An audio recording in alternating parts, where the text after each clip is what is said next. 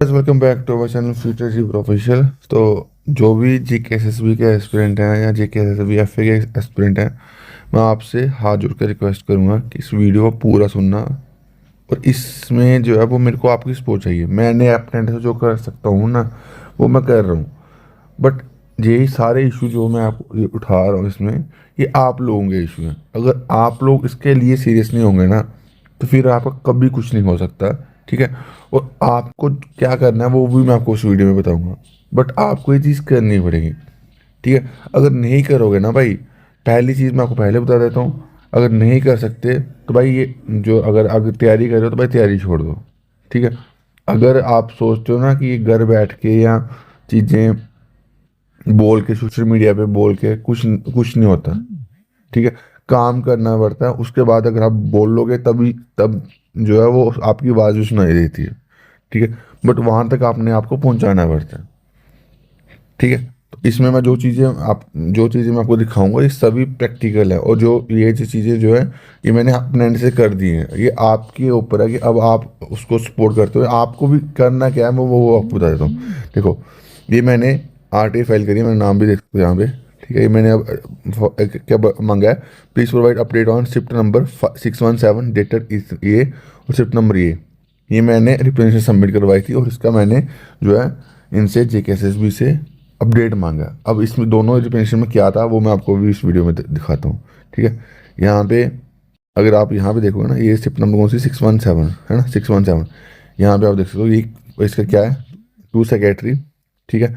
Representative for strategic administrative reforms in streamline of recruitment process. जो recruitment process है उसको streamline करना। ठीक है। इसमें पहली चीज़ पॉइंट मैंने क्या लिखा हुआ, पहला पॉइंट आप देख लेना, यहाँ पे वो लिखा हुआ कि जो सिलेबस है, एडवर्टाइजमेंट के साथ सिलेबस आना चाहिए। अभी जो आपके जैसे AST का सिलेबस नहीं आया, वर्क सुपरवाइजर सिलेबस नहीं आया, बहुत सारी पोस्टों का सिलेबस नहीं आया लास्ट 2-3 महीने से। ठीक है। तो इसके रिगार्डिंग मैंने पहले डिमांड करी है कि ये आप लोगों की डिमांड नहीं है। आप लोग सिलेबस का वेट नहीं कर रहे, आप लोगों का टाइम नहीं बर्बाद हो रहा, आपकी एंग्जाइटी नहीं बढ़ रही। तो जब आपके मसले अपने इश्यूज़ के लिए आप सीरियस नहीं होंगे तो फिर कैसे चीज़ें होंगी। ठीक है। इसका मैं पूरा आपको मैंने ये पूरी मिशन आपको मैं दिखाता हूँ क्या चीज़ें मैंने यहाँ पे बोली हैं। अब यहाँ पे जो ये मैंने आपको रिप्रेजेंटेशन बताई 617, इसमें मैं पूरा आपको रिप्रेजेंटेशन बता रहा हूँ इसमें मैंने क्या चीज़ पॉइंट अप करी है। ठीक है। क्या ये आप लोगों के इश्यूज़ नहीं है? आप लोगों को क्या करना, आप जो लोग बोलते हैं कि सर हम नहीं जा सकते जेकेएसबी ऑफिस, भाई घर से रिप्रेजेंटेशन सबमिट करवा दो, घर से भेज दो जेकेएसबी को रिप्रेजेंटेशन, ये इसका प्रिंट आउट निकलवा के। इतना कर सकते हो ना, अगर इतना भी नहीं कर सकता भाई फिर कुछ नहीं हो सकता आप लोगों की ज़िंदगी में। कह रहा हूँ, कसम कह रहा हूँ, शायद कुछ दिनों के बाद, कुछ महीनों के बाद शायद मैं ये भी काम करना छोड़ दूँ। क्योंकि इसमें कोई मेरा बेनिफिट थोड़ी है कि आप लोगों के लिए करता, बट आप लोग अगर इतने सीरियस नहीं होंगे तो भाई तो कुछ नहीं होगा भाई, लिटरली कह रहा हूँ कुछ नहीं होगा। ठीक है। तो एडवर्टाइजमेंट का सिलेबस आना चाहिए, ये आपकी डिमांड नहीं है। ठीक है।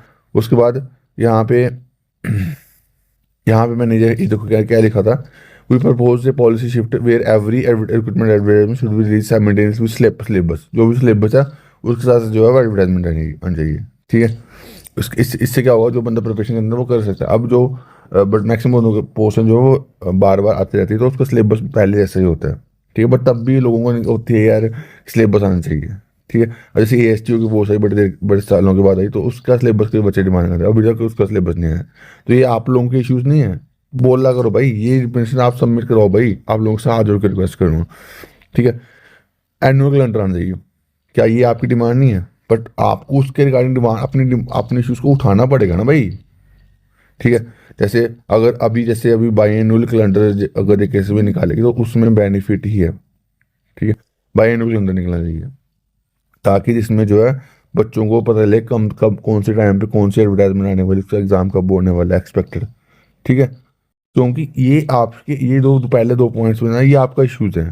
ठीक है। यहाँ पे मैंने बाई एनुअल कैलेंडर के रिगार्डिंग भी मैंने चीज़ें डिमांड करी थी। ठीक है। तो ये चीज़ बोली है। ठीक है। और ऑलरेडी जो है बड़ी सारी पोस्टें जो हैं वो अभी जेकेएसएसबी को आएंगी, क्योंकि ये प्रोसेस अभी CM साहब ने अनाउंसमेंट करी थी 23,000 पोस्टों की। ठीक है। और जिसमें MTS की भी थी, नॉन गस्टेड भी थी। तो उसको भी जो है उसके कॉन्टेक्स्ट में भी मैंने चीज़ पॉइंट आउट करी थी। ठीक है। तो ये चीज़ें हैं, बाकी मैंने यहाँ पे बताया था क्यों बाई एंड के अंदर जो है वो वाइटल है। ठीक है। सब कुछ जो है वो आप लोगों के इश्यूज़ हैं। ठीक है। और जूनियर असिस्टेंट और जूनियर स्टेनोग्राफर की पोस्टों को भी जल्दी से जल्दी जो है वो रेफर जो एडवर्टाइज करने के लिए बोला था। क्या ये आपके इशूज़ नहीं है? ठीक है, मैं वही बोल रहा हूँ भाई, आप लोगों को ये चीज़ करनी पड़ेगी अगर अगर आप चाहते हो। ये मैंने आपको बताया एजीकेएस का इशू। अभी मैं आपको एफए का भी जो है इशू बता देता हूँ, ठीक है, स्टाइफन। तो यहाँ पे आप देख सकते हो, ये मैंने रिप्रेजेंटेशन सबमिट करवाई है सीआरओ सेक्शन के थ्रू फाइनेंस डिपार्टमेंट में, ठीक है। यहाँ पे आप पढ़ सकते हो अर्जेंट रिप्रेजेंटेशन। इसमें मैंने क्या लिखा हुआ है, जो क्या कहते हैं, जो एक्साइज गार्ड की पोस्टें थी, एक्साइज गार्ड की अभी इन्होंने 60 पोस्ट रेफर करी हैं, बट इनके पास जो है वो ऑलमोस्ट 200 ग्राउंड पोस्टें हैं, ठीक है। दूसरा मैंने जो है वो अमेंडमेंट जो है कि जो एफ ए के में जो स्टाइफन मिलता है उसकी अमेंडमेंट के लिए बोला है कि जैसे सात बाकी को फुल सैलरी मिलती है, आपको भी फुल सैलरी मिले। बट क्या ये मेरे को ये बताओ, ये जो मैं इशू उठाता हूँ क्या ये मेरे इशूज़ हैं? आप लोगों के इशू, तो आप लोगों को भी ये चीज़ करनी चाहिए ना। तो एटलीस्ट कुछ नहीं कर सकते तो घर से रिप्रेजेंटेशन सबमिट करवा दो यार। और जो जम्मू और श्रीनगर के आसपास है वो वहाँ पे जाके सीआर सेक्शन सिविल सेक्शन में होती है, वहाँ पे सबमिट कराओ, ठीक है। अब इसमें मैंने क्या लिखा हुआ वो भी आपको दिखा देता। ये देख लो भाई, जो मैंने रिप्रेजेंटेशन सबमिट करवाई है, इसमें मैंने क्या लिखा हुआ है, we urgently request to immediate intervention on critical issue, ठीक है।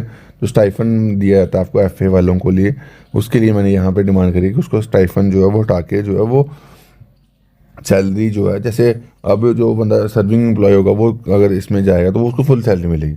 बट आप जो डायरेक्ट इतनी मेहनत करके आओगे आपको कम जो है वो स्टाइफन मिल रहा है। क्या मजाक बना के रखा हुआ है? बट जिसका मजाक बन रहा है वो घर बैठ के जो है वो बस मजे ले रहा है, बाद में जब आपका रिजल्ट आएगा फिर आप परेशान होगे। तो बेटर ये है कि जब आपका इशू आगे प्रॉब्लम होगी तो उसके पहले आप अपने प्रॉब्लम को रिजॉल्व करवा लो, ठीक है। ये चीज़ मैंने डिमांड कर रखी थी, ठीक है। और मैक्सिमम कैप जो एक्साइज पोस्टों के लिए मैंने बोला कि मैक्सिमम कैप जो है वो मूव होनी चाहिए, ठीक है, ताकि जो है, और यहाँ पे 200 के राउंड पोस्टें जो है वेकेंट है एक्साइज गार्ड की, तो वो जल्दी से जल्दी रेफर हो, ठीक है। ये मैंने डिमांड करी है। क्या ये आपके लोगों के इश्यूज़ नहीं है? तो आप लोग इसके रिगार्डिंग आवाज़ उठाओ यार, ठीक है। मैंने अपने एंड से जो कर सकता हूँ वो कर लिया।